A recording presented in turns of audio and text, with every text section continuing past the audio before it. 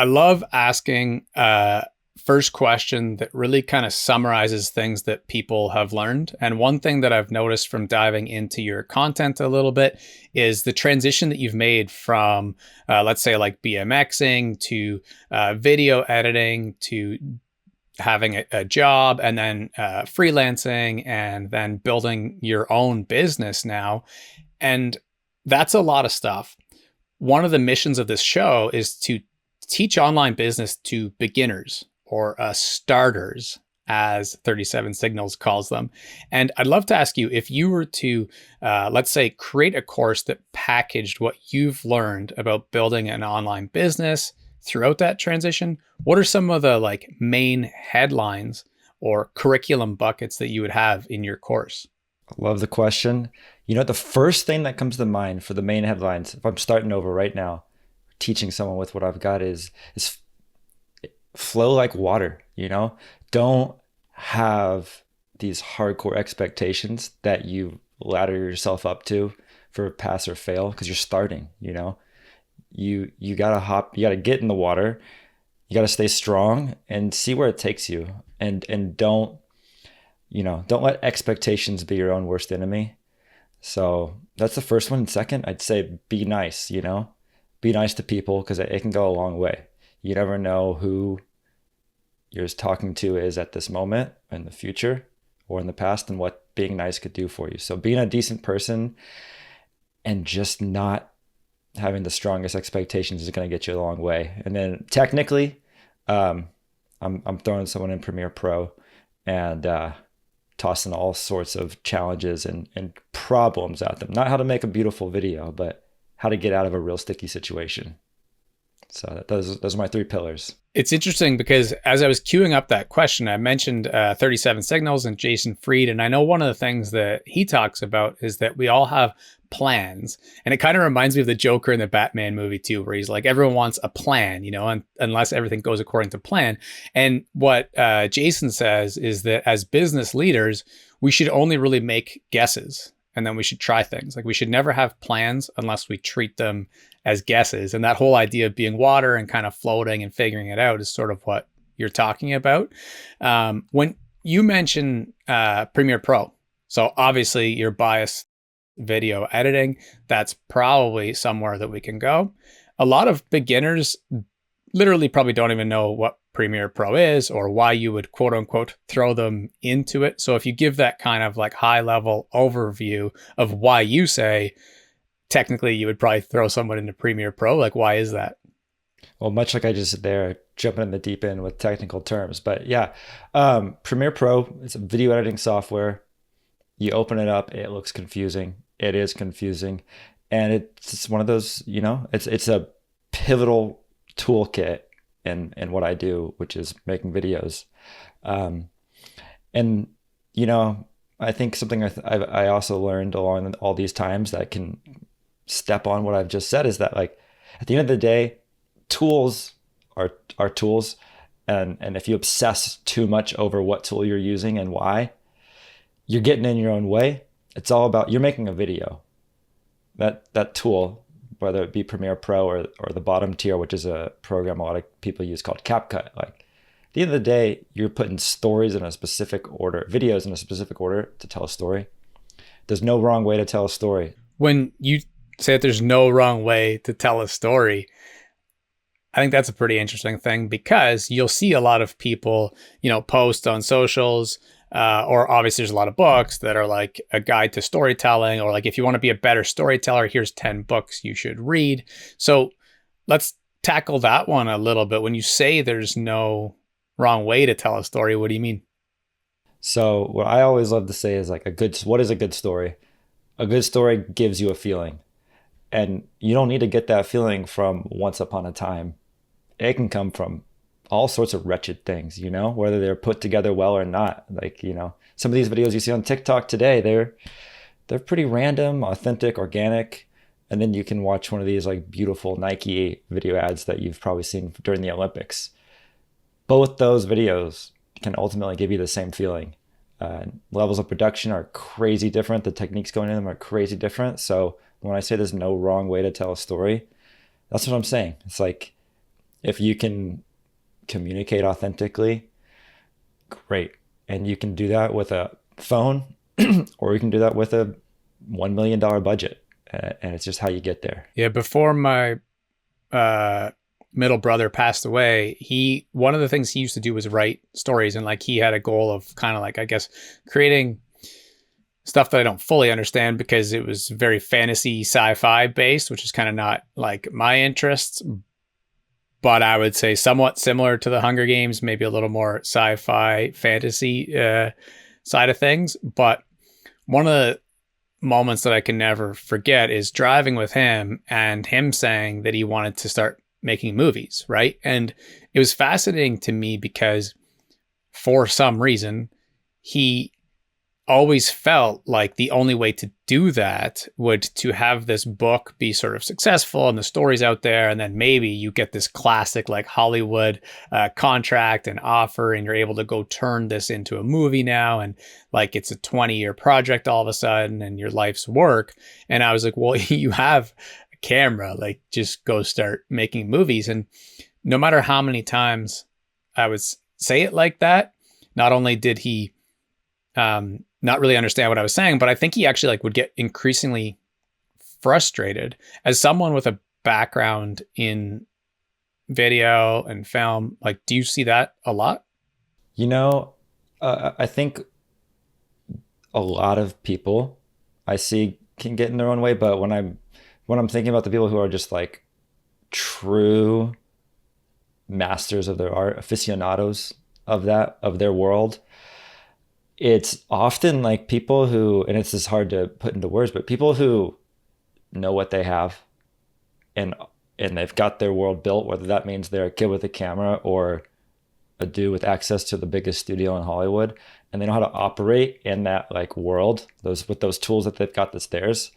And it's like embracing what is yours and what's you're capable of, and figuring out how to use those, like limiting tool sets or massive tool kits to push what you've got. And it's like when you start pushing what tools you have at your disposal, whether that is the 100-man crew or the iPhone, that's when creativity still starts pouring out. But zooming out big time from your question, and just like how powerful storytelling is, like how precious it is for you to read stories your brother wrote at this point, like that, it's just like what I say is stories give you feelings, and those feelings can come from any way, shape, or form. It could be who wrote it or what is written by someone you don't know. And again, it's just what are your tools and how can you push the right buttons with what you got. And it can be limiting to think, oh man, once I beat this level, like I'm going to have access to a red camera and then I'll really be able to do what I want to do. But what you've got is enough. It's just, you got to find that way to inspire yourself creatively to really push on those buttons. Yeah, I remember when I first got into filmmaking at all, which I haven't really published a ton, but I've got a lot on like lacy hard drives and stuff. And I've gone out and shot a lot, and then just, got caught up with life and didn't edit enough. And some of it's, I wouldn't say gone to waste, because I'll grab those scraps someday in some spare time, like a painting, but it'll be a video, and I'll put them to use. But I do remember that phase of like wanting to get a wider lens, or wanting to get like gimbals. I remember wanting to get stabilizers and things like that, and it was this crazy. I say crazy, but it's just, maybe it's a natural progression for most people, but it really did hold me up in terms of like just getting started. You mentioned the idea of just creating on an iPhone, and another really good video editor whose work that I love, obviously famous, Casey Neistat. And one of the things that he always says is, when people ask me what camera I should use, I say, just shoot with what you're holding or whatever camera you have that's best for that you have in your possession at the moment. Like, and that's it. And just keep going. It's still so much easier said than done. On a personal level, when you first started getting into it, can you remember when you started to feel a little more free as a creative, or did you just like always feel like you could create without constraint? So I first started coming from the world of BMX. So it was like BMX being, doing tricks on a bike. like we see in the X Games. And so what I first started doing was taking my dad's camera, filming us on like a 1 foot tall piece of dirt that we shaped up in the abandoned lot next door. And we just wanted to see how high we got, and that was it. But you grow up watching bike videos, right? And there's such a template to those videos. I mean, so many are all the same. Very few break that template. You know, it's like a skateboarding video, part. You see one guy ride. The introductions of those are where the art of whoever made it kind of comes out, if you've ever watched the skate video. And so my friends and I at like 12 years old, we're always trying to film our parts, if you will. And we'd try to make videos all the time. So I find it was really helpful looking back, having that template to operate in. So I had these boundaries that I knew I'm making this type of video. And so I just did that from 12 to 22, really to like 27, truthfully. But, and that's what helped me, I think. I've never looked back and thought about it that way. But yeah, I was having this kind of template, like I'm making this type of video and I'm going to do it over and over and over. And I was fueled by such just incredible passion because I love this sport so much. It got me a long way. At that point in your life, were you posting, or was it just a matter of getting good at video editing? No. At that point in my life, we were in the early 2000s, so there was no posting to do. So what was cool though is, so I was making a video, and this goes along with kind of how we opened up with like, you never know who you're talking to and whatnot, but I was making videos for myself all the time. I was 14, right? And one of my closest friends I met without knowing it became a great friend of mine. He grew up to be one of the top BMX riders, my buddy Randy. And Randy and I were always filming each other, you know, for 12 years, we filmed each other all the time. And as he ascended, I was filming, you know, what used to be for us to watch became, you know, for big bike companies up until these massive, enormous, as big as it got, bike companies that I grew up loving as a kid. So it really, that was super special times. And it goes to show just, you never know what you're doing, but if you never know who you're doing things for. And that's how I got to the place I got to, which was ultimately we were making DVDs. So now we weren't posting, but we were making DVDs. I remember the first DVD we made with a group of friends. I think we made, I'm pulling back in the memory bank, let's just say like 1,000 copies of the DVD. And we didn't know quite, you know, there were some of our friends were ascending big time in the BMX world. And this was whenever it was magazines and DVDs. And we sold all 1,000 internationally. You know, we had sales going off in Japan and England, and we were just floored. I think we had to do 3 more orders of 1,000. And it was just an incredible time in our lives. And then that same company, I claim we posted the first ever web video in BMX. I don't know if it's accurate, but I love to take that claim. And we put it on our website. It was a company called V Club BMX. There was no YouTube at this point. So we posted a QuickTime. It was QuickTime Player online. And it was like a 6-minute video. And I remember we had never heard of this, but bandwidth charges. We blew the server out of the water. And the owner of the company wasn't mad, but he was like, you know, he got charged a number that had 3 zeros at the end of it, which was big at the time. But in the end of it, he was like, dude, that was an amazing fee for the publicity that ended up getting us. So that's how it started off posting, although today it's all Instagram, Twitter, YouTube, right? But some fun stories of the early days. I was just going to say, to your point, that's like a really cool story that you should share more, and share that you do own that you're the first one to post a video of BMX online. It's a bold claim. Till someone comes along and changes what might even be a fact anyways, then you should just still tell that story, because I think it's pretty cool. I can relate in terms of my buddies and I, but I was always the one, because same thing. My dad had the camera and the cassettes, so then I was the one that would bring it, and then obviously I had it. Now, to this day, I can't find the content, which I think on a 50-50 scale, I'm like, a little bit disappointed, but it's probably for the better because we were always filming. I did two things. One was like Jackass style content, and that's probably the majority of it. Like, Oh yeah. I don't know what the statute of limitations is, but things that like if we were to post it now and had done it last night, we'd probably get arrested for trespassing or If something. it comes off cassette, you're probably safe on statute of I limitations. think so. That's exactly it. I think based on when it was, I think we're good. We were also like same age, 15 or whatever. And then a few years later, when I was playing university football, I brought it to university and I would create like basically what Netflix does with the NFL in terms of like the behind the scenes stuff with like receiver and quarterback. Like I was doing that. And again, it's like almost 20 years ago. There was nowhere to post, but I was just making it. And I even remember at the time, like kind of being an outcast.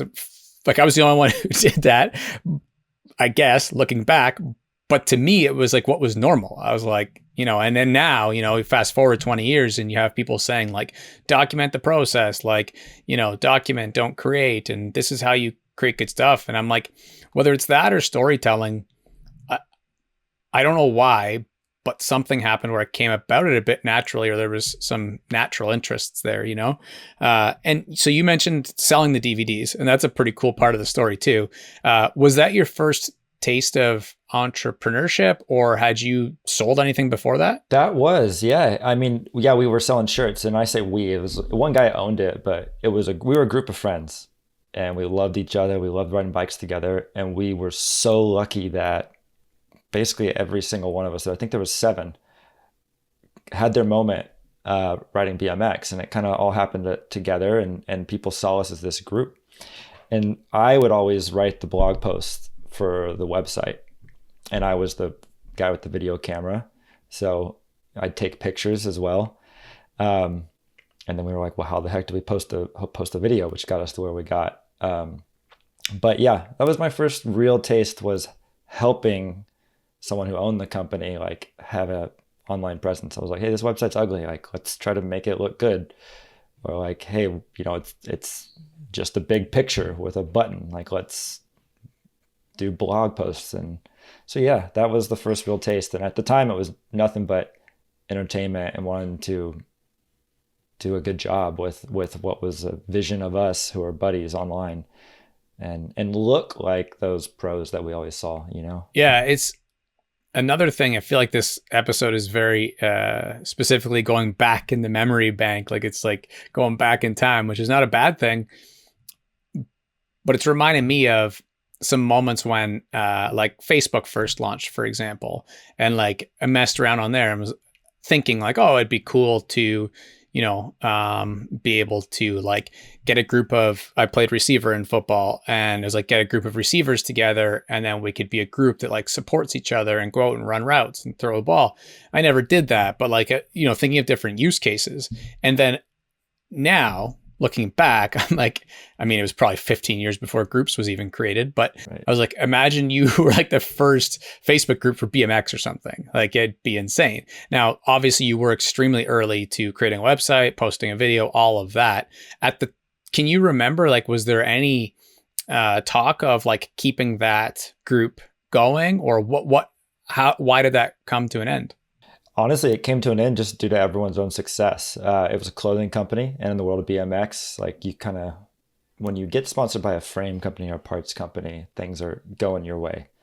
And all of us did, but they weren't on the same teams. And so now, instead of us selling DVDs to go on another trip together, it was like, well, when can we find time? Because Randy's on Volume and Ryan's on Mutiny and this guy's on Fly and going to Spain. So we got pulled our separate ways due to our own success, if that makes sense. Beautiful story with a blessing and a curse.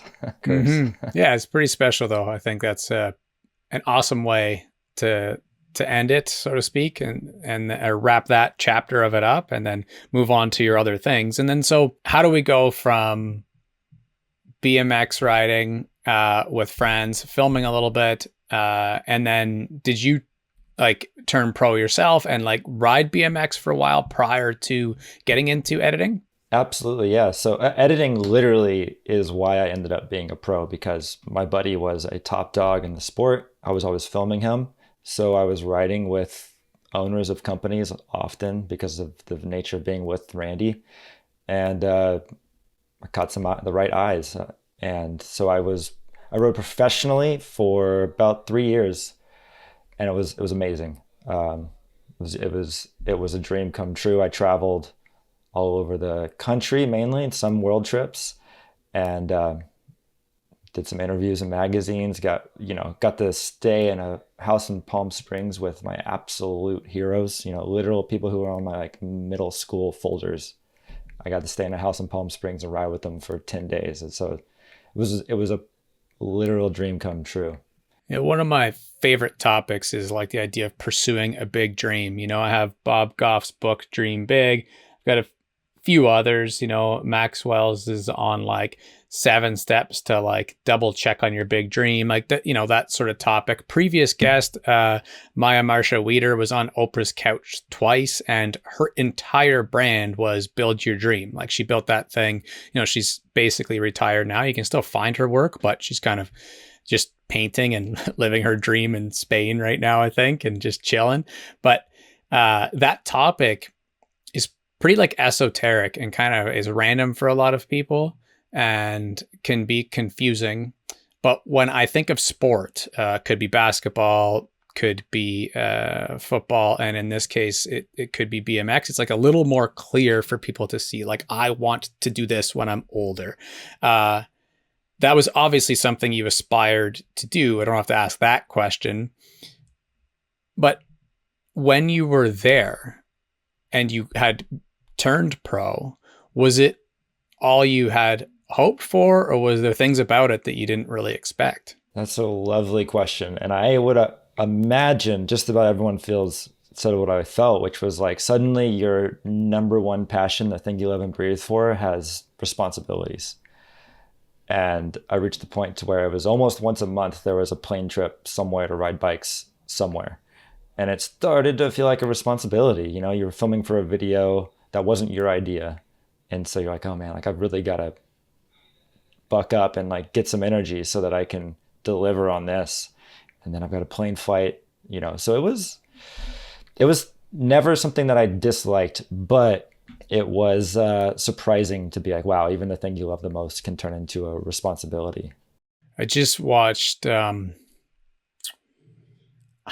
can't remember if the title is Evil Pop, but the documentary about the NSYNC Backstreet Boys and their manager who, like, long story short, died in prison after getting a 25-year sentence for the way that he built those bands, like all the boy bands that he built. It's a pretty fascinating documentary, and it opens up a whole bunch of different topics about business and life and stuff.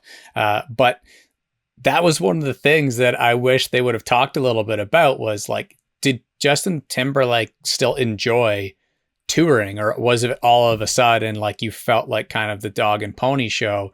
And they kind of hinted on it, but they never really went deep on that topic of like turning what you love into a job. I know a fellow podcaster, I'm not sure if he got it from someone else, but he said that there's nothing worse than turning your hobby into a job, because then all you have is a jobby.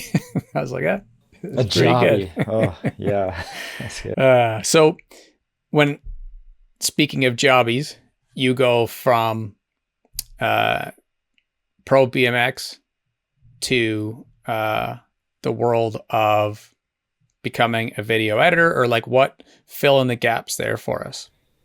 Yeah, it's a funny gap. It's about a 3-hour window, that transition. I was still riding pro. I was visiting my sister in Los Angeles, and I was, kind of like trying to see if I was just gonna, after college, just really go head first into this BMX thing and see how far it could take me. While I was visiting her, I was like, you know what, I'm in LA.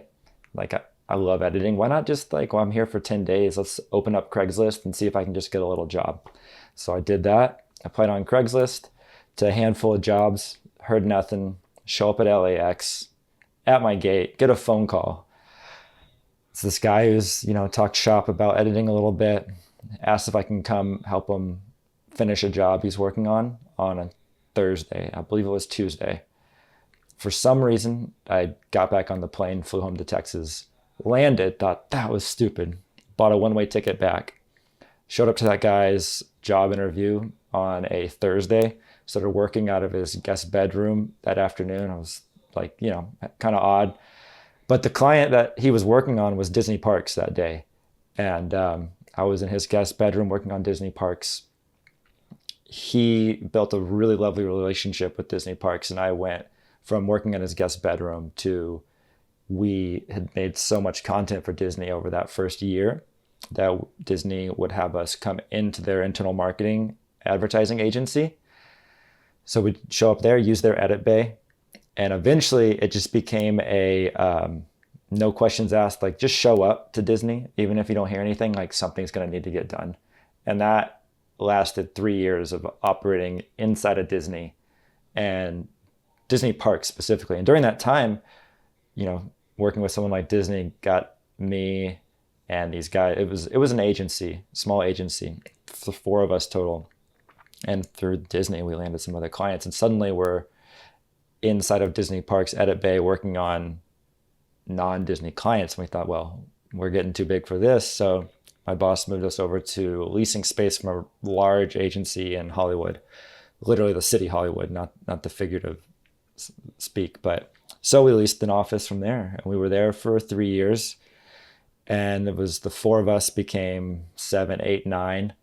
And we'd flex out to almost 12 during the bigger seasons. And so we grew too big for that. And my boss, mentor, we ended up in a 4,000 square foot studio after that. And that's where we saw it all until our time ended together. So I went from a guest bedroom with my mentor to building the whole thing brick and mortar from the ground up. So it was a beautiful journey. It all started from a Craigslist ad during a trip to LA. And it seems like you've got like 3-year cycles as a theme, which is kind of interesting. It's true, isn't it? Yeah. Nothing wrong with that. I think I'm pretty similar. Mine might be shorter, but so how does that end up turning into, is it another quick leap between that and then starting to build your own thing? Or what happens that it is 3 years and not 30? That was a bit of a slow burn there. So that agency was incredible. I mean, I had the mentor of all mentors, I'm convinced. I don't know where I would be without him. And it was freelance. It was always just the freelance thing. Like he would have us come in if we wanted to, not if we wanted to, we'd come in if there was enough work. If there wasn't, we'd stay home. And when I'd stay home, I'd be like, well, what can I do from home? So I'd, producers who I had met in passing, you'd reach out to. Sometimes you'd land the job perfectly to where you got, you'll work 9 to 6, come home from 7, crush a job from 7 to whatever time. And with the pandemic, those gaps got really big between jobs. And so I was in a unique position to where I knew a bunch of producers who worked at large companies who suddenly lost their internal teams. But I was already set up to work from home because I had been filling up these gaps during my freelance time so I could work out of my little home studio. And COVID just kind of fast-tracked those what could have been a 3-year stretch into, it was probably a handful of months. And Upwork it was big, but it wasn't huge at the time. So I got on Upwork, was able to throw up credentials like I worked at Disney, CNN, Meta, NFL, and so forth. And that did really well for me. And so Upwork really was a launch pad in those early years. There was a time where you typed in video editor on Upwork and I was always in the top like 1 to 5. And so that was a lovely lead generator for a handful of years. And now, continuing from that, right? Like that's how I got there, Justin. It was what was being a slow burn massively accelerated by the pandemic. Right at the top, like half an hour ago, you said that if you were to give someone a piece of advice, the first thing would be to kind of follow that flow of the river and like keep pivoting and seeing where things go. And obviously this is exactly how your entire career has played out. Upwork is an interesting thing to bring up because I'd be curious if someone else were listening to this, they're say 17 years old. They hear the term agency, but they don't really know what it is. They hear the term freelance. They don't really know what that even means. But they also see the content out there where you have long form video, you have kind of shorts and reels and that vertical, quicker hitting stuff. If I was about to say a kid, but they hate that term. Let's say a teen is listening. There we go. And they're thinking like, how do I get into freelance? It may not be fair for me to ask what you did with Upwork and stuff 4 years ago, 5 years ago. But if I ask it right now, like in you were giving advice, maybe it does come from your own experience too. But what do you think someone should do if they are thinking about getting into editing themselves? I love it. I love that. What I would do today is like, I think one, having a safety net of some sort is huge. Like you don't jump into the deep end unless you've got some sort of bottom to catch you. So whether I'm at mom and dad's or whether I'm got a nice job where I can pay rent on the side, but I would use one of those online platforms. You know, you'll find a lot of hate on them because you aren't going to land the most amazing, beautiful clients, but it's a wonderful space to operate in that does provide kind of those boundaries for you. So I would get on all of them: Upwork, Fiverr, Contra, whatever other ones you might know about. And you're going to have to really spin your wheels at the beginning. And even me at that time, with what I said, well, I had great credentials, I did, but like those first few jobs were brutal. And you just got to know that. Like, don't make a sweeping judgment off those first 1 to 5 jobs, but just know that those first 1 to 5s, you're probably going to suffer a little bit, but you're going to get that snowball rolling. That's going to start getting enough momentum to roll down the hill and get bigger, and jump from one client to the next. Learn along the way, ask questions, and don't ever be too confident. When you say suffer, what do you mean by that?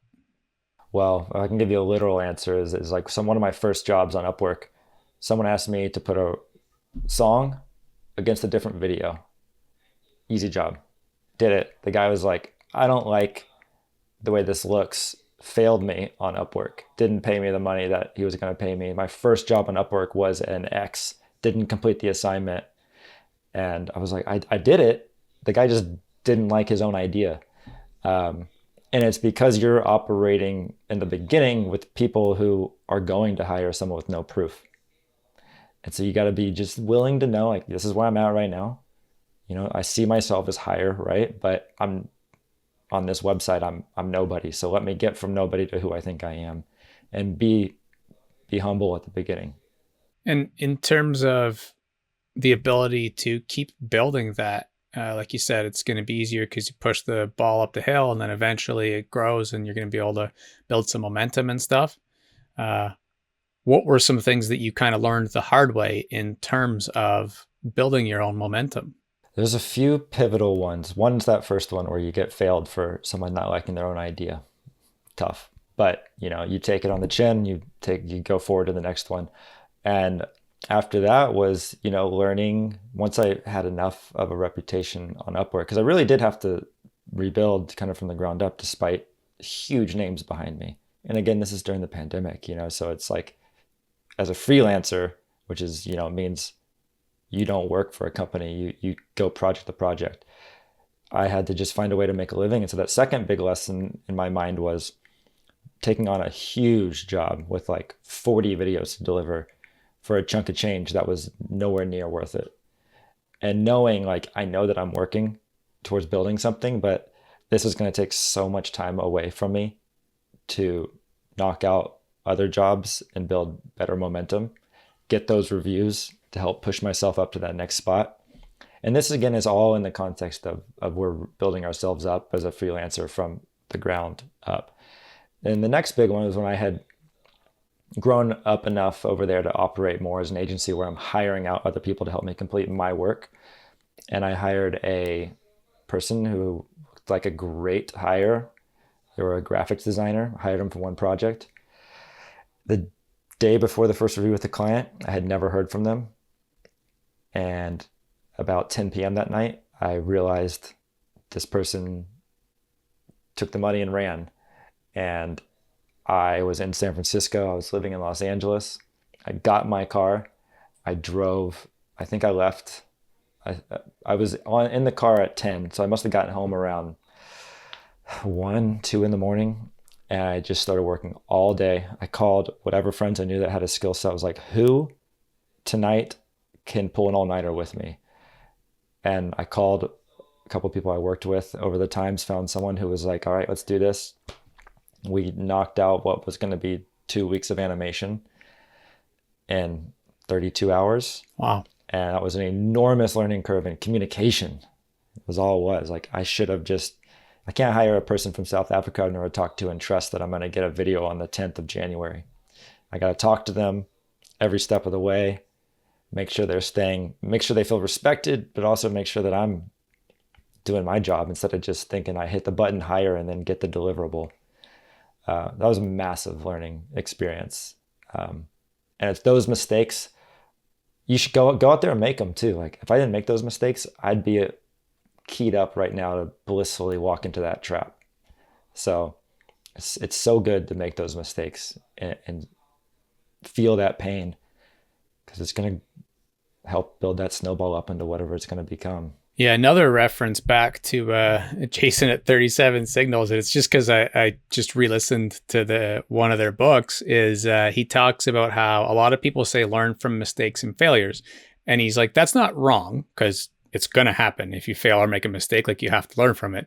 But it's way better to just learn from successes if you can, because that leaves clues that you can actually follow. And I remember hearing that the first time that I read the book and was like, not that I disagreed with it. Like, that's the type of person that you're just like, you're not going to really disagree with too much. But I remember hearing it and being like, well, I do think failure is important, but I misunderstood it a little bit. Basically, all it meant was there's like a million ways to fail, but with that little problem you're working on, like, you might as well figure out how to succeed. And when we think of those challenges that come up, it's kind of weird, but it's almost like just flipping that a little bit and being like, okay, to succeed. And then you said it, right? Like, communicate better and, make sure that you're staying on top of them and stuff like that. Before we move on to, like, I really want to talk about what you're up to now and your skill set, and then like some of the things that you've learned as you've developed and built all this specific knowledge.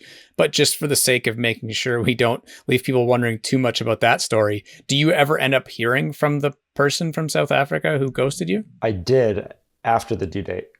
Yeah, after the due date, I heard from him, and he said he had a power outage. So did you end up with 2 versions of the video? No, he never delivered it. He's likely, I did say like, hey dude, like, I haven't heard from you. I've launched and creating my own thing. That's what the client saw, so that's what I'll move forward with. And I don't remember the specifics if I had his, but whatever I created was far from what he created. And he was a great talent, but not a great communicator. Mm-hmm. So, but I ended up, that job went great. That client hired me for 2 years later, 2 years going on past that. So I can say I successfully salvaged it. That's right. The all-nighter was worth it. Yeah. I don't know if my buddy thinks that, who did it with me, but it worked out for me. Along those lines, a lot of people who are also starting out, like, hear the idea of like kind of like having to hustle and grind. And then you might see another video if you're flipping through TikTok that says, oh, you need to do like a nice slow morning routine and you need to have balance and rest. I saw one today. It was 3 pictures of Olympic athletes who were each like taking a nap during their event. Like in all 3 cases, they were just chilling while they waited for the other athletes to go. Right. And when it comes to the idea of getting started, like how do you deal with being able to balance, find focus? Like what is the routine, I guess, the life of being a successful creator look like in your case? That's a great question. I think I don't want to necessarily put the flag in that I'm a massively successful creator. Like I'm still climbing towards that. But I think one of the great things is I'm fueled a bit by self-doubt. It's kind of my fuel that keeps me going, is I always know that I can be doing better. So my routine right now, I always think I can improve on it. But I think it's huge to realize that every single person needs their own thing. That might mean that you're taking naps in the middle of the other person's routine. It might mean that you've got your music on 10 and you're screaming in the corner, you know? No way's wrong as long as it works for you. But personally for me, I like to wake up, get some exercise in, drink water, get some sunlight, eat a good breakfast. And when I'm ready to start getting to work, it's a real good cup of coffee. And I try to keep that consistent. I do believe there's some merit to like a strong routine. One of the things that I do is jot down ideas, like I think any multi-passionate person has to, or else your head will explode. And, having some kind of system for like idea capture. And one of the things that I jotted just this morning was something along the lines of, there's a huge middle ground that we can access between hustling and being lazy, and I think some people feel guilty, like saying, oh, I watched The Bear on Netflix, when they're like talking to someone in the business world. Cause like, sorry, I'm supposed to be working. I was grinding. Yeah. I was working.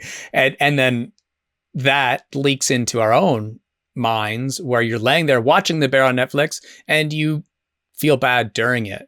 And that's obviously not healthy. And then there's the flip of it, where you have not missed anything that Netflix has uploaded in the last 10 years. And, it's going to be pretty hard to succeed with anything in that regard. So I think it's always cool to just talk about what people's routines are a little bit, or how they strategize around that. And you mentioned that your mentor at the agency prior to freelancing was someone that you were super grateful for. What are some things that you can remember learning from them? Oh man, I could go on for days on end, but some of the biggest things that meant the most to me personally were once a month, he would take each one of us out to lunch individually and ask us about how work is going, how our personal life is going, and how we're doing towards achieving our career goals. And he would literally take those conversations and then go back to his own notes and come back for that next meeting and tell us like, hey, you mentioned that you really wanted to get better at the budget. So I'm going to bring you in when I'm budgeting out these jobs, and you can hear how my conversations go with the producers. He also, one of the greatest things, some of the things that annoyed you the most, like at any moment, he could show up to your computer where you're editing in his offices, point out the most random part of your video and say, why did you do that? And in the early days, I'd be like, oh, I don't know, it just, kind of felt right. He would berate you if that was your answer. And so I eventually learned and developed the skill set of like any one piece through any of my videos, I can tell you exactly why I did it, what the purpose is and what the drive is behind it, and what I'm looking to achieve due to that one specific point. So developing the skill set of like being intentional with all of your decisions was enormous, along with those, communication that he had with us on those check-ins. And then in the agency world, especially in Los Angeles, there's a reputation of working late. People aren't afraid to ask for that extra bit at 5:30 p.m. on a Friday. It's just the culture that exists. If we worked late, 7 times out of 10, we would get sushi for dinner, and he would 1.5 our rate. And nobody that I ran into ever did that. And often you'd be working late and you'd show up to your desk, you'd be like, George, it's time to go home. I was like, well, this is due like on Wednesday. I got a lot. He's like, it's time to go home. So just really taking care of us, challenging us, and communicating so well with us. It makes me think of like a great football coach, or something like that, because it's that balance between accountability and still having your thumb on the pulse of like your athletes and what each of them need differently, it sounds like. It's like that middle ground that you were just talking about. Like there's a middle ground somewhere with everything. Yeah. I'm curious specifically about how he towed or how you've learned to toe the middle ground between perfectionism and shipping the work. Oh, that's a skill set. The person who's got that figured out is living large somewhere with their paintings, maybe like your previous guest, Maya. Yeah. But no, it's tough. It's tough. Something you always challenge with, but with enough reps, I do feel there's nothing that I send out that I don't think could be better, but there's nothing that I send out that I think isn't achieving what needs to be achieved. That's the tough part about art, right?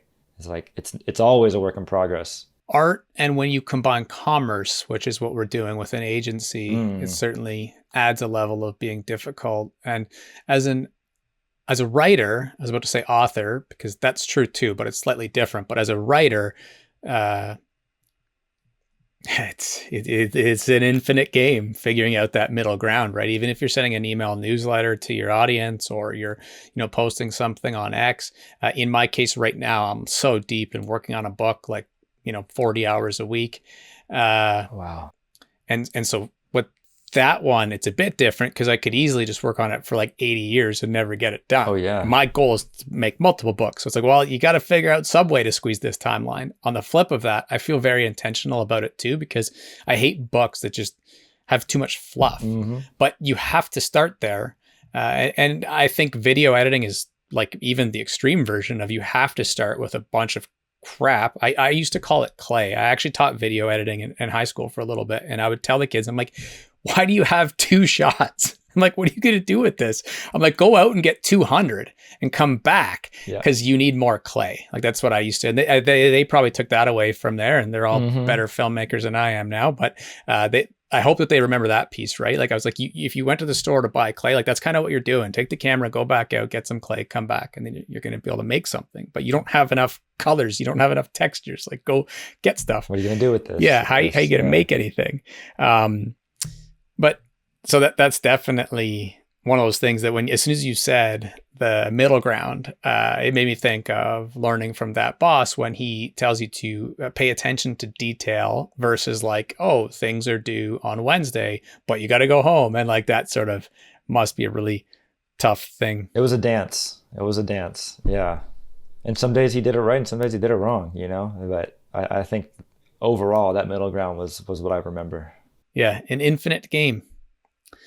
And so now, what does video editing look like for you right now specifically? Like I know you have your own company, Cut the Pod, and are you up to more things than that? Or like, do you want to just explain what that is? Yeah, absolutely. So today I'm building Cut the Pod, which is a video podcast post-production agency. That's a whole lot of syllables. Basically, I make video podcasts look really good, and doing so with intention that I've learned from 12 years in advertising agencies. Who is this brand that this podcast is for, and how do I make decisions that help them achieve their end goal through this vehicle of a podcast? That's what I'm doing today. And is it the only thing I'm doing? I hope it should be in a number of months. But no, I still like this week. I'm going to be starting a job for the NFL. That's not podcast related. I still have these great relationships from my 12 years in Los Angeles and people who I met through these wonderful companies that I've worked with that I'll make a video on. But right now, Cut the Pod is my main absolute focus. And when something is interesting enough to interfere with that, like a job with the NFL, I take it. But my goal now is helping brands make podcasts that have really high quality output, but also have some fundamentals in their whys, much like my boss walking over my shoulder asking me why I did that. Just because you look good doesn't mean it is good. And so I'm loading them up with intention to help them achieve their end goals, whether that's sell more product or reach more people.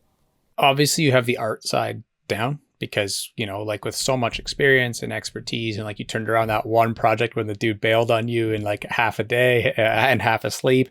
But we were just talking about like the idea of having to combine art and commerce. So there's probably a lot on the technical business side that you learned about building an agency. Like What does that look like for you? Yeah, I took my blueprint from my mentor and I'm doing that. And so I work typically with a core team of three that can grow.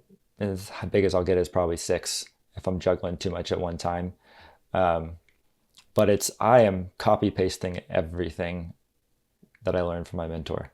So, but today I have an editor based in Hawaii, an editor based in Alicante, Spain, a amazing colorist who's based out of Ukraine, and a graphics guy out of Sacramento, California, and a lovely musician who scores and composes and makes all the sound effects that I'm working with, who's in LA.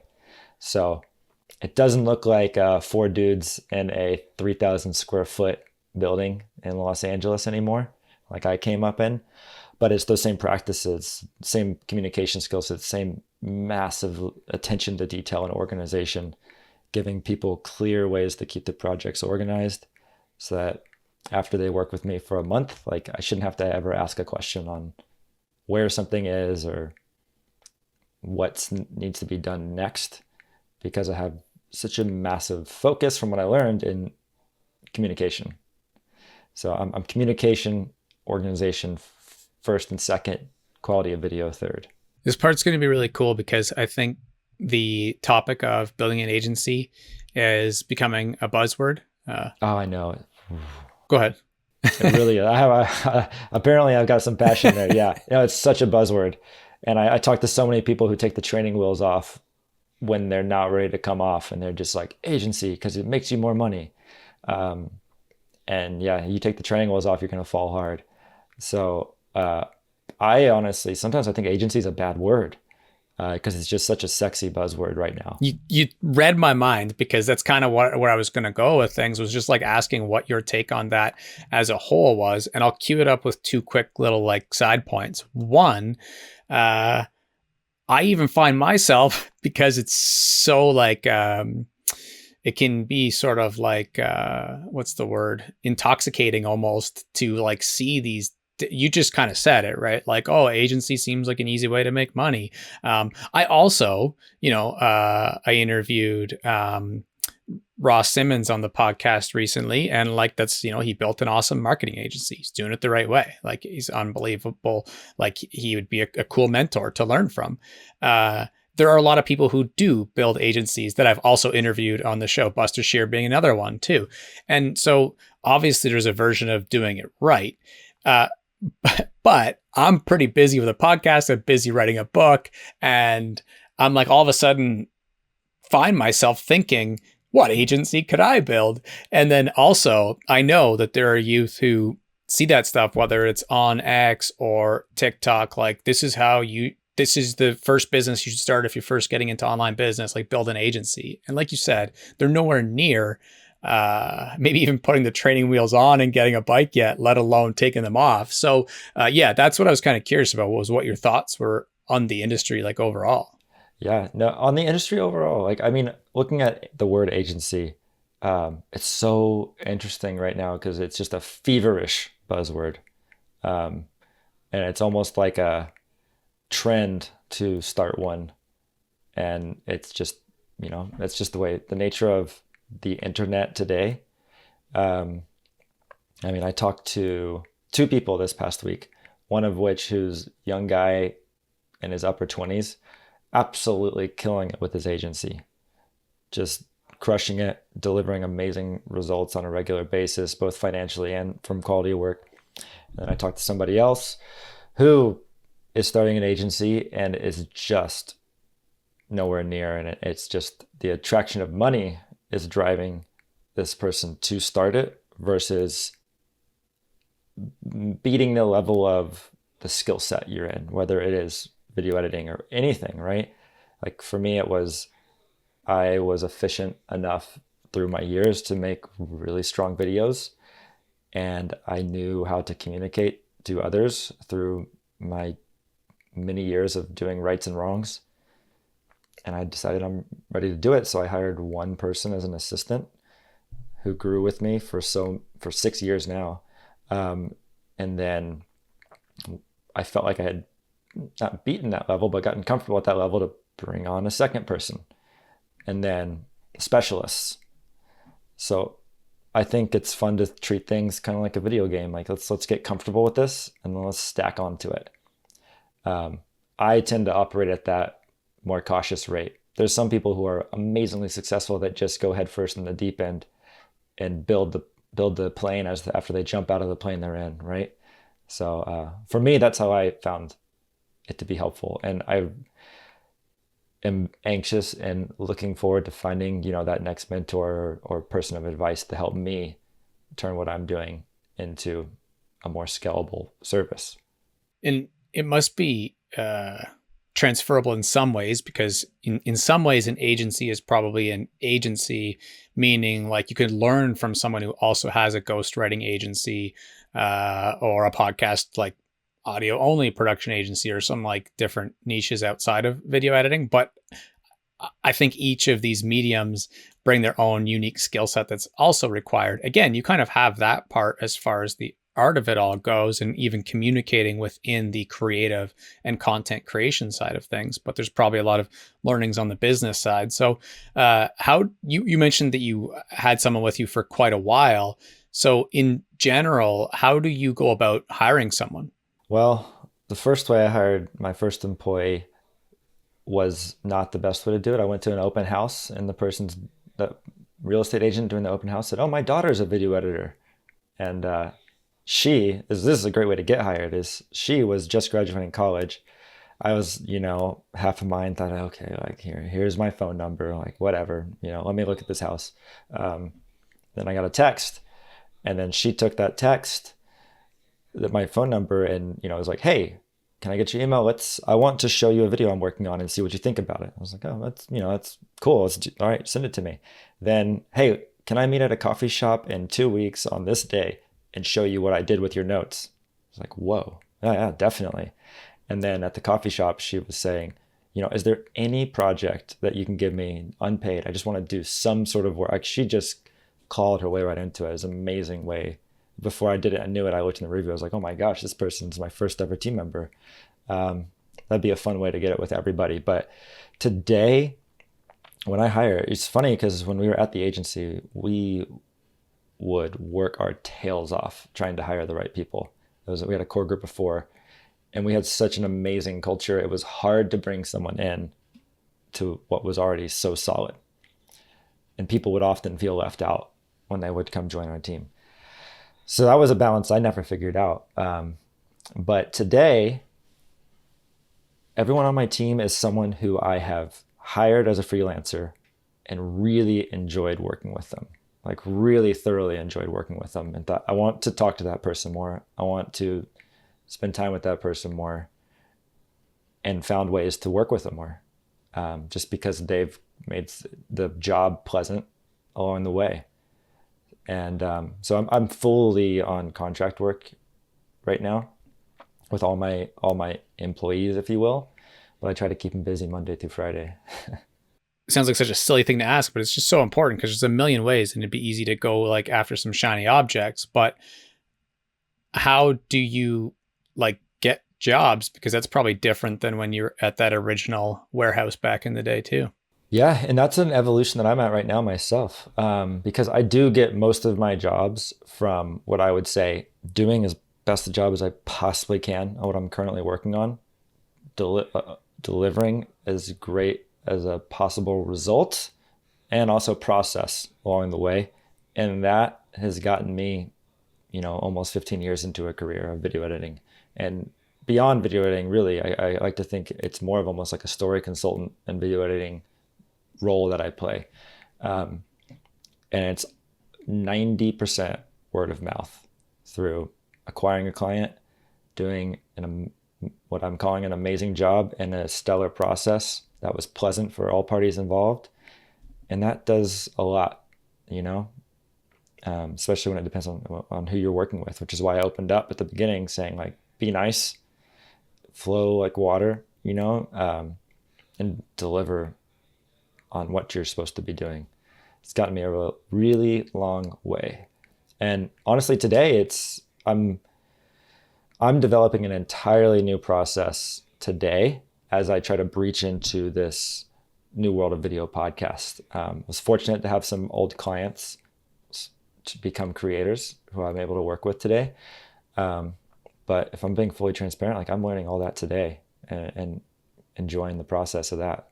Well, more and more people will go into video podcasting. Like any exponential innovations seem like they're so old, but it's really pretty new. Like YouTube just launched podcasts like within the year. Like it's crazy how new it all is. And for you, I don't anticipate any like quote unquote problems with it all because you do great work. And then there's going to be people who have plenty of money. And it's one of those things that I know from Entrepreneur Revolution with Daniel Priestley, for example. Like one of the things that he talks a bit about is like the idea of packaging and selling things to people who have money, and I mentioned my interview with Ross, and that was something that he said was a really big learning curve for him was when he started seeing the different packages that marketing agencies would charge, right? Like 40K. He used the term 55K. And he was like, but then I saw people doing 500K jobs. And I was like, whoa, like, okay, that's interesting. And for someone with like a really big, like B2C kind of like background, well, first of all, no business background at all, but then eventually basically B2C, like thinking of kind of consumers and stuff like who's going to buy a hat or a hoodie. It's been so interesting to interview and learn from so many B2B people because it can be hard when we show up with a B2C mindset, so to speak, right? Like, because that's not the people who maybe can afford it. But if, Sean and Sam from My First Million want to spin up another podcast, they don't want to have to do anything in post. It's like, okay, whatever it costs and here's the money and let's roll with it. And so you have, a ton of opportunity that way. And with the experience you have on the art and creative side of things, like I think you're just going to crush it. But the reason I was curious was you had said like the different editors around the world and a color person and a music person. And there wasn't really like a marketing person or there wasn't, a salesperson. So that's kind of what I was a little bit curious was like, I guess when it comes to that stuff, that's you basically doing it right now. Right now, absolutely. Yeah. And I'm wanting to, one thing I've always thought is that like, no one's going to sell your work with the passion that you can. And I really do believe that, but I'm also reading a book. I've read it now. I'm on my third time through. Built to Sell. You ever heard of that one? I'm familiar. I haven't read it though. It's an amazing book because it's basically a nonfiction book that's framed as like self-help for someone who's in an agency and wants it to grow so they can sell it. I'm consuming that because it's showing me how in a quick, fun read that's about an actual person's story where they make figurative characters out of their own lessons they learned in life. They're building that company, that agency to sell it, which is not my goal. But I realize by building to sell, they're building it in a way in which they can be a little more hands-off strategically. And so it's been a lovely book for me, enough to make it through 3. I might be on round 4, I'm not sure, but it's a fun read. Highly recommend it. Instead of round 4, if you haven't heard of 2 others, I can give you 2 others too. I'm willing to skip round 4. Yeah. But they're really popular ones. But again, like if you ask anyone who knows me, they probably know that I have a decent filter for them because like, again, I don't really recommend books that are kind of like mediocre, like if I recommend them, I think that they can really serve a lot. Hey, hit me with it. I want to hear them. E-Myth, like, I don't know if you've read that one yet. Oh, it's in my Amazon cart. Yeah. And then Oversubscribed is kind of another one that's kind of sort of along these same lines of how do you build a business that is so good that people want to buy it, but it's so good so you don't want to sell it either. Yeah. That's lovely. It's that middle ground, right? Yeah, that's just it. Exactly it. So when you picked your niche, that's the other thing that I'm interested in. That's something that people probably get hung up on.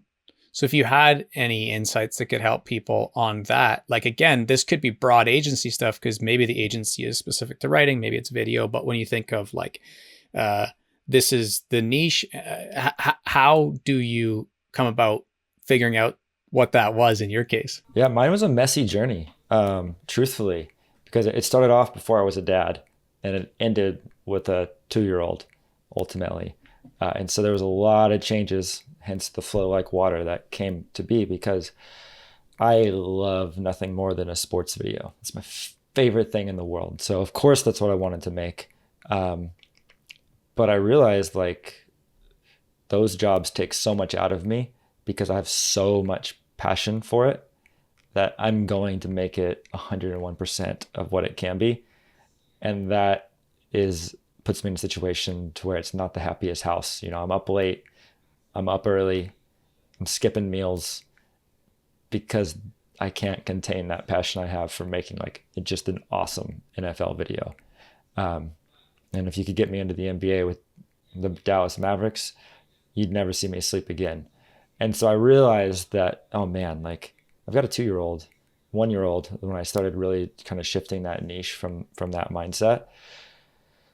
And I realized, what can I do that's going to leverage my experience, leverage the people that I know that I like to work with, and deliver value. And on top of that, in the world of going for project by project, like you can have an amazing month where you have 4 huge videos for huge clients and you're up balancing so much all day, every day. And you don't know when that 5th phone call is going to come in, but someone's going to need it. And depending on who that person is, you may or may not be able to say, hey, you know, I'm overextended. Can we just push this a little bit?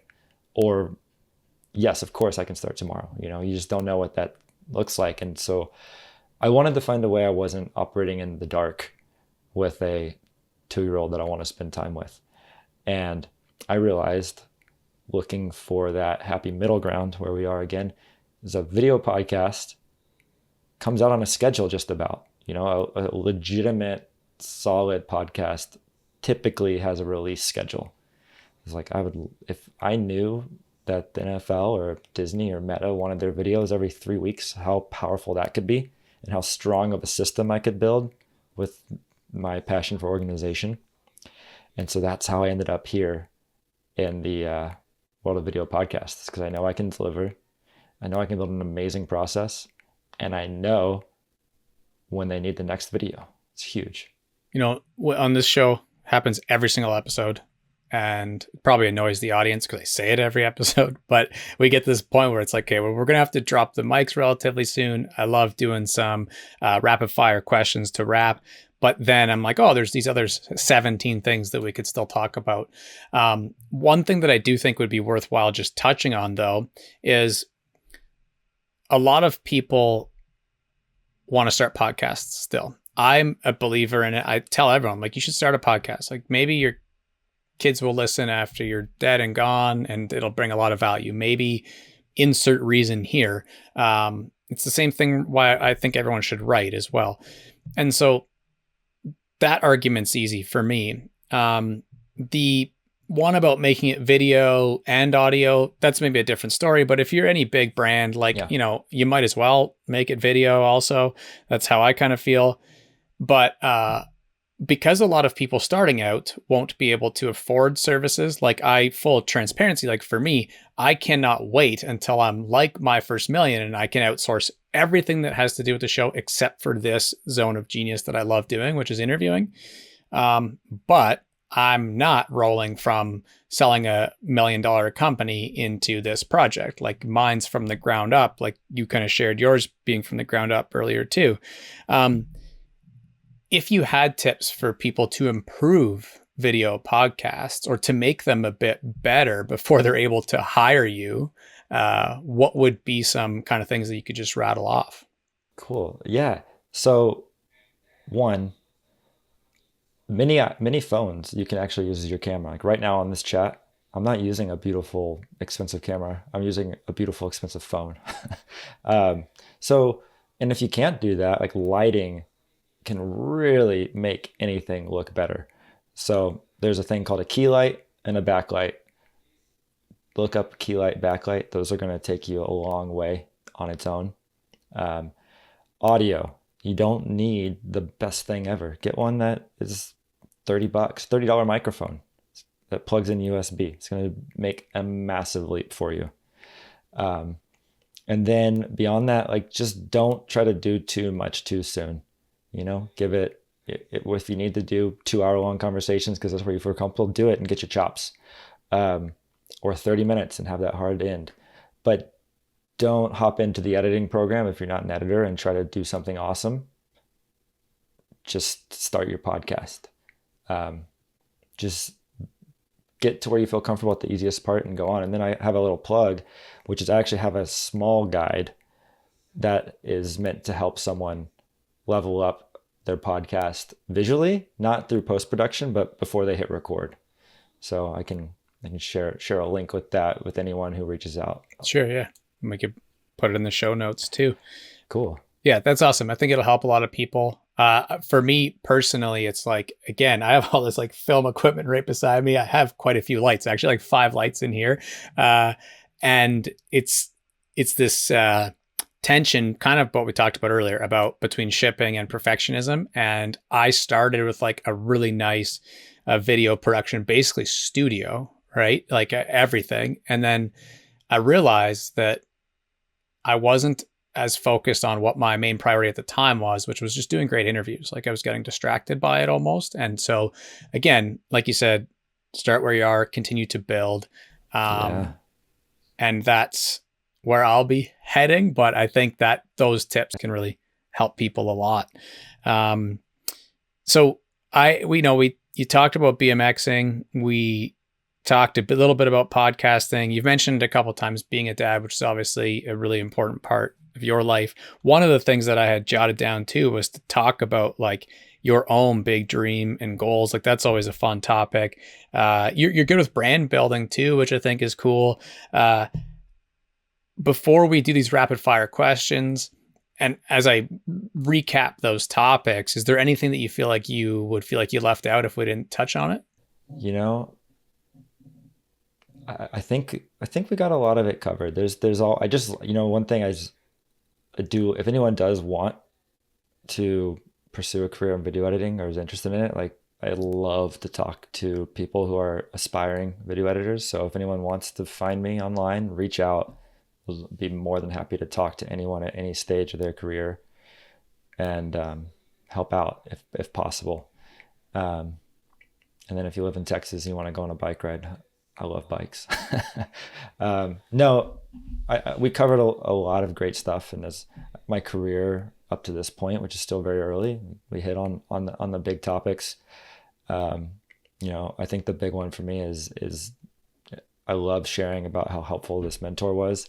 And I love sharing how, as a video editor, you can become so much more than a butt in a seat. I think a lot of people in a lot of creative careers, some might feel most comfortable being that butt in the seat, but you reach a point, which I was taught by my mentor, that like I can be the arbiter of a brand's footage and help them find out the best way to tell stories with what they have at their disposal.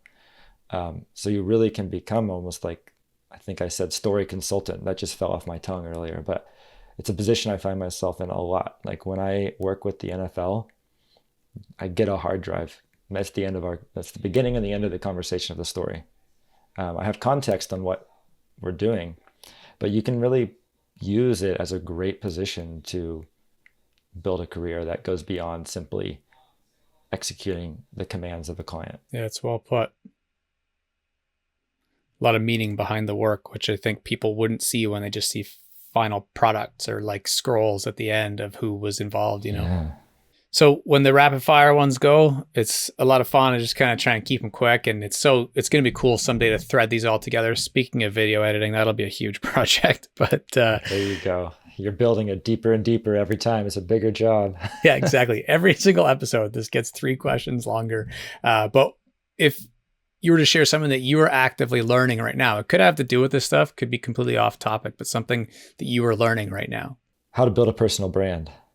I will resist the temptation to ask too many follow-up questions because they're supposed to be Oh, you're rapid welcome fire, to. but You're it's welcome to. Okay, go for it. Have at it. I know. well, I'll ask how do you find you are learning that? I have worked with one coach. I'm in a separate program, and I know that I have an extensive background, and I was not active on social media for 13 years, and I have faith in my story and my skill set, and I think it can resonate with people. So when I'm not too busy, I'm trying to find people who fit are like-minded and can help me pull it out of myself. It's really working, like keep it going, Hey, thank you. because naturally people ask, how do you find guests or how do you end up collaborating with people? And I'm like, I don't know. Honestly, it just ends up happening all the time. But if I had to like put it in like boring terms and like try and like package it for a college, that's what the term would be, right? Personal branding. So yeah, that's awesome. Well, one piece of advice for the next generation, given that you're a dad, this can be kind of close to home. So if you were to leave just the one piece of advice, what would it be? Be nice. And if you were to take the lead in the show and become the podcast host, you ask me a question, could be also on these topics or like completely super random. What's a question that comes to mind? What was the most pivotal moment in your career? Yeah, I'll have to go on your show someday. So, because we went through kind of the ups and downs and the transitions throughout your career, and I feel like as you asked that, I was like flashing back to those different moments that you shared, and I would have like quite a few long-winded, deep topics to discuss around it. But to keep it quick, when I first started, traditionally, I was a high school educator, regular schools, like like we all went through or whatever. It's just like a high school, and it was not long that I was there that I was like, I don't really fit into this system, which I didn't really fit into as a student, but I could like get by, I managed to like, I call it survive. And, as a teacher though, I was like, I don't think I can do this again. Like, I don't think I can survive this time around. And that's, there's amazing teachers out there. God bless the work they do. But for me, I was like, I can't do it. And what happened was I found a school for mental health institutions. Basically, we provide the high school to youth who are in places like jail, school for teen moms, addictions, homelessness, crisis, stuff like that. And that's where I was able to kind of do the work that I was trained to do, but in a way that I really preferred doing it, choosing topics, starting with their interests first and working out from there, and like not having to be there for 7 hours every day on bells per se, very individualized. And Yeah. the doing that led to what is probably the actual best answer, which is when I started trying to help them learn entrepreneurship. And that's what led me to being like, okay, I got to go do something. I have to own something. And that's when I started just devouring business books and started the podcast and started to like figure out what is personal branding, what's company branding, like what's marketing, and spending the last, 4 years now really starting to figure that out was a huge moment. And that just came because they were all super talented with interesting things that schools don't really teach. And I was like, okay, I got to go learn a lot of this so that I can help them be successful with things that are actually interesting to them. It sounds like it was like two moments where you made the decision to like follow passion a bit. Yeah. Yeah, I think so. And I think intrinsically as opposed to extrinsically, in the sense that like I didn't this is a great way to kind of bring it full circle, because you mentioned the idea of flowing like a river and being water, and it was more like the feeling that I was following. And then the first time was less mission based, but the second time was a little more mission based, because since I did that, I knew there were things I didn't want to do, like or would be a stupid idea, like start a hoodie brand right away. But I did it because I wanted to see what it would feel like to start up a Shopify store, take the product pictures, get my first sale, which I did. It was, so cool. But like, because kids want to do that. I was like, I don't know, how am I supposed to help them? I've never done that. So I did it, closed that. got rid of the URL. I'm done. And I kind of hopped around like I wouldn't advise people to do, but I was doing it with intention because I wanted to know what it felt like to do those different little business kind of things. And then I ended up, now focused on a podcast and how do we grow this and monetize and build it out. But this will be the forever thing. Yeah. Beautiful. Yeah. Well, thank you for asking. And the final question is always, I often ask people why, but I think you've shared for sure that you're a really good person to learn video editing from or stuff about the career. But where could people go to find you online? So X, Twitter is my main place where I'm showing up on the regular. It's my handle's Cut the Pod. And then my website for my business is cutthepod.com. So if you can remember Cut the Pod, you can put x.com in front of it, you'll find me. Beautiful. Well, thank you so much for taking the time to do this. I know time is money, so to speak. And especially as a dad, that's where your priority should be. So thank you. That's true. Hey, really enjoyed it, Justin. I appreciate you bringing me on. And I'm excited to follow along on the podcast on who you bring on next. Thank you.